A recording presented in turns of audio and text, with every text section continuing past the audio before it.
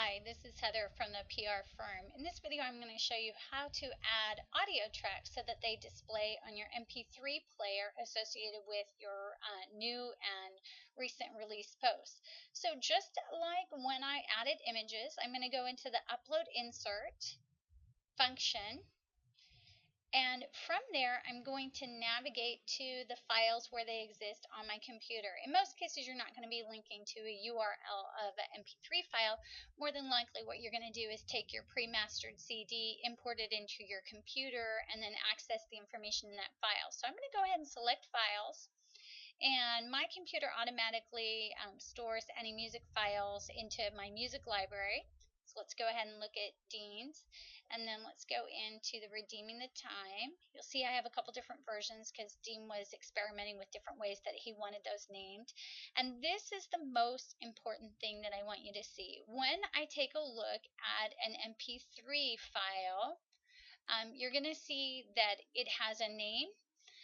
Most mastered file names are also going to have a number. That's telling me where that appears in the track. It's going to say contributing artist if that's embedded in there, the album. This is actually what the person who mastered the CD enters in, and the track information. Now, I, as a user, once this information is in my computer, pretty much have only access to renaming this right here. So depending on whether you're on a Mac or a PC, if I'm on a PC, I can go ahead and select and right click, and you'll see I get a drop down that says rename. Or I can just select it, double click gently.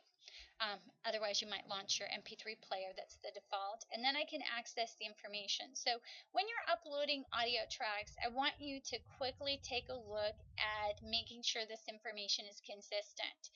Now, in the case of the Complete Me CD track that we were given, it didn't have any of this information embedded, and there was an issue with the track numbers being off between what the name of the track, because it was just named Untitled 1, 2, 3, etc., and the embedded track information. So that caused an issue when we uploaded those. Everything got out of order. So what I want you to do is take a look at what things are named and name them. Dean has decided he's going with the naming convention of track number, track title, and just artist name, no by. And as a reminder, MP3 files do not support special characters like dashes, slashes, etc. So it needs to just be alphanumerical and nothing else. And then the MP3, that's the designation of the file type, so you never want to change that. So I'm just going to quickly scan this over. So I surrender all. Okay, persuaded, yes. Okay, so I'm looking 9, name, and adding Dean's name to the end of it, or guest artist.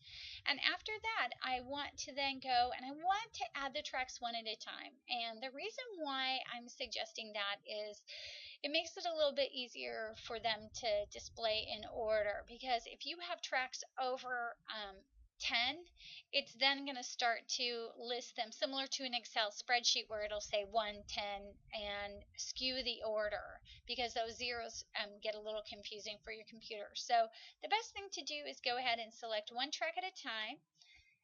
And then you're going to see it's going to start uploading it. And we have gone ahead and changed the default maximum upload so that you shouldn't have any problems uploading any of your MP3 files.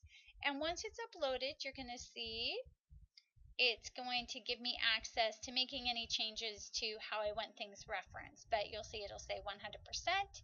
Crunching, that means it's basically processing that MP3 file. And after it's done with that, I can simply say save changes, and now that is going to be added to my gallery. And I'm going to continue to do that until I have all of the MP3 files safely uploaded. In the next video, I'm going to show you what that looks like when we're done with a post.